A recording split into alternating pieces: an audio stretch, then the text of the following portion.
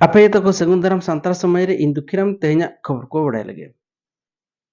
भारत जकात मजी मोहल लेना उड़ीसा कमिटी दो कुणबी को एसटी मा मेंते समर्थन एम अकाद को जहां राजनीति दल कुणबी को एसटी लगी समर्थन को एमा को कना उनको विरोध लगी नुई मजी मोहला आलांग रे दाड़े के बचुआ होय बहा नो दो इन दो बइन मेन मिटा सोशल मीडिया रेना मिटी दबी सकम ना वायरल रे नोआ कथा होला कना डगर खन बड़ायना जे 30 जून दो उड़ीसा जकात मजी महल हों रैली और मिছিলে दहो का और नोआ रैली चे मिছিল रे जतते 9 गोटांग दाबी दहो का ओना 9 गोटांग दाबी को मदरे 3 गोटांग दो सेचेत बामा ऑलचिकी इदी कते और पिया दो अलग अलग इदी कते दहो मेनखान नोआ दाबी सकाम रे कुंबी आलो को एसटी मा मेनते नोआ जगह दो बाय ᱧᱟᱢ का कुंबी आलो को एसटी मा मेनते दाबी सकाम जगह बाय ᱧᱟᱢ का माने बुझब कना जे नुकु दो कुंबी एसटी रे समर्थन मेना को चिकाते भारत जकात जहां तिना नितो संगठन मेना जतो संगठन गे कुंबी विरोध रे दाबी को राकाबित खान नुकु उड़ीसा रिन मजी महल दो चेदा कुंबी आलो को एसटी मा मेनते दाबी सकाम बाको दहो का नोआ मेटाडी सेना कुकली कना 9 गोटांग दाबी को मदरे 3 गोटांग दो सेचेत इदी कते ऑलचिकी इदी कते दाबी को दहोएत खान और पिया दो मजी महल को शिड्यूल एरिया रे मान्यता को ᱧᱟᱢ और सरना धर्म सांता को ᱧᱟᱢ और मिट 2023 रे जहां आदिवासी विरोधी जंगल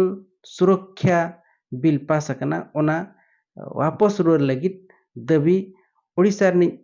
मुख्यमंत्री को एमाय कना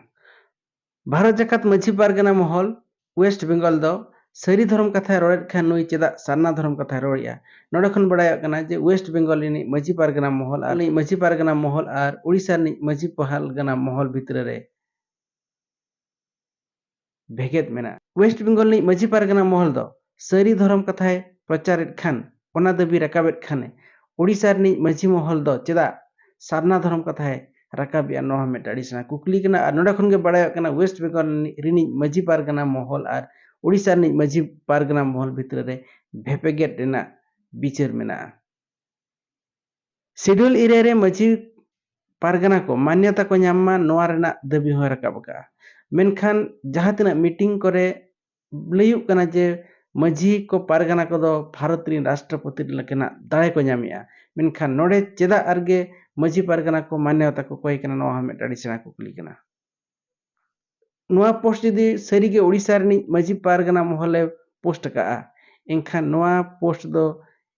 अरु फेराव दो अड़ी लगती कना चिकाते नोआ जगह रे कुणबी को